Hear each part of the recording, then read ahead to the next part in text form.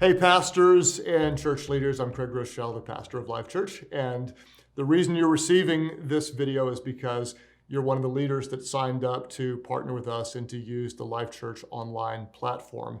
And I wanted to take a moment and share my heart with you. I also wanted to answer a couple of questions that we had coming in, and so we'll try to do that.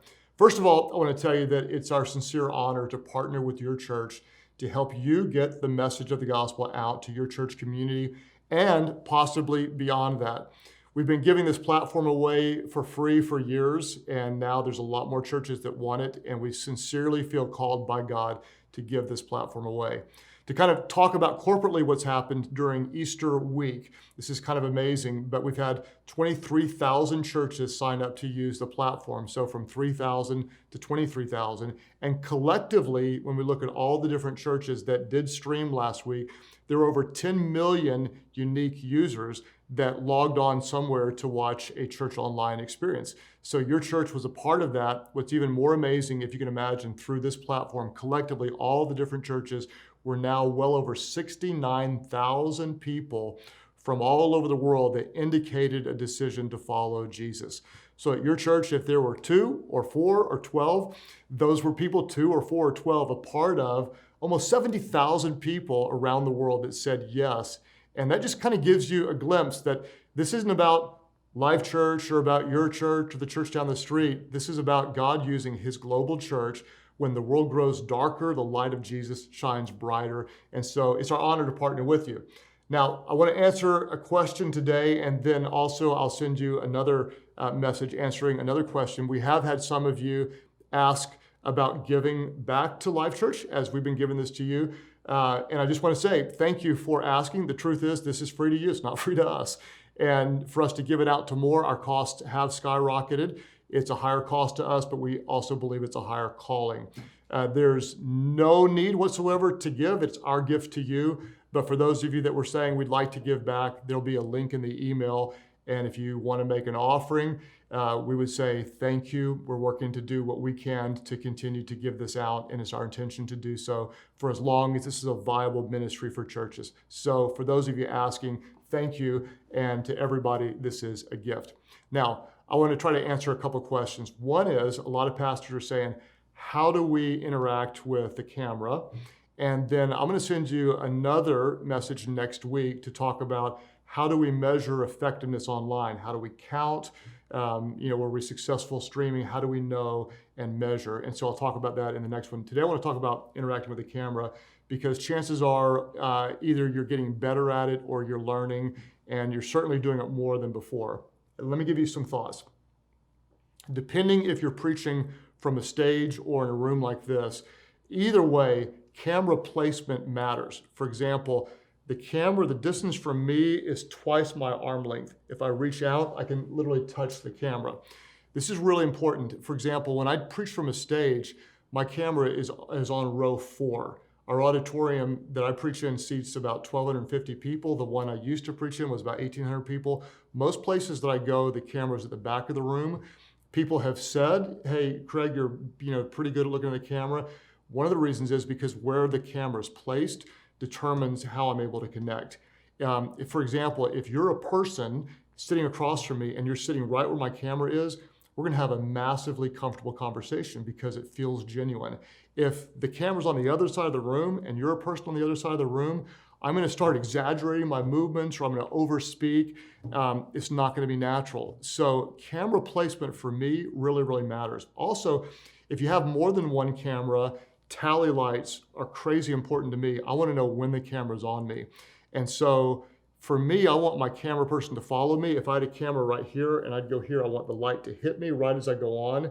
And that, it kind of tricks my mind as if I'm talking to a different person. For example, I do have a camera person right here. I'm looking at Mark. Say something, Mark. Say, hey, how's it going, okay. Greg? So right now, when I'm looking at you, it's personal. Now I'm looking at you, it's personal. And that's what my cameras are like. I want them to be like people. And then what I really try to do is I try to visualize where the people are on the other side. And when I first started talking to cameras, I kind of came across almost like I'd call a used car commercial. Like, hey, everybody, come on down here and get it now. It's this, yeah, blah, blah, blah. And it just wasn't authentic. And Mark's laughing because he was on the other side of that. What I genuinely want to do is I want to visualize the people watching. And so if you were sitting across from me right now, I'm going to talk to you exactly as I would to them. And in my mind, I feel the presence of the people on the other side. And for example, right now, I'm visualizing you being at your home with a computer up, or streaming this on a TV, or watching it on your phone. And I want to feel that connection with you. And so you you literally visualize that you're talking to a person. What also helps me sometimes is it's really uncomfortable at first.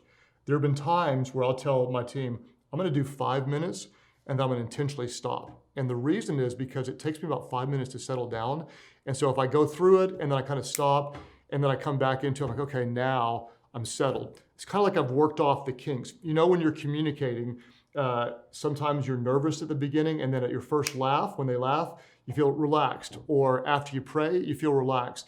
So for me, I'm going to find a way to shake off those nerves. I might do an intentional false start, meaning I'm just going to go for a few minutes and okay, now we're going to come back to it. Also, record twice. You know, like, what else do you have to do? You can't go visit people in the hospital or whatever. You're not allowed to.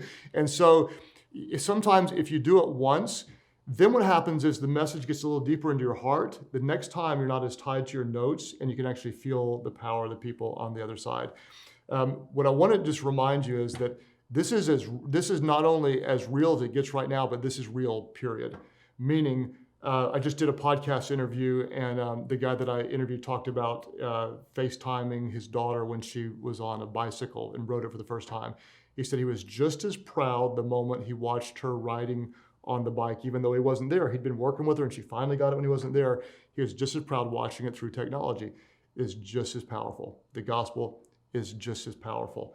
Trust the power of the gospel.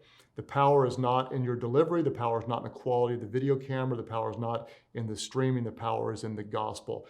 In the same way that God's truth has been transforming lives through the written word, the Bible, ink on a page, that is a medium, that's a delivery system for the gospel. In the same way people have watched Billy Graham on television and been saved in a hotel room watching him. The power of the gospel through technology. In the same way you can listen to a podcast, the same way you can stream a message into someone's home. Stream it. Don't go for perfection, okay? Right now, I have no script. I asked Mark to say something. He didn't even know I was going to do it. I'm going to ask him to say something again. Give me a whoop. Okay, that's not planned. This is just authentic. And so just do that. People want to connect with you as a person, not as a professional. If you're trying to be polished, you're going to lose the power. Look into the camera, believe you're talking to someone, and then just let the power of the gospel do what it does. So I want to say to you, thank you for your partnership. It's our genuine honor to provide a platform that hopefully helps you reach more people, because we really do. We believe that the message of Jesus through the local church is the hope of the world, and we believe we can do infinitely more together than we can apart. So I pray this is a blessing to you, to your people, that it honors God, and together we can reach more people.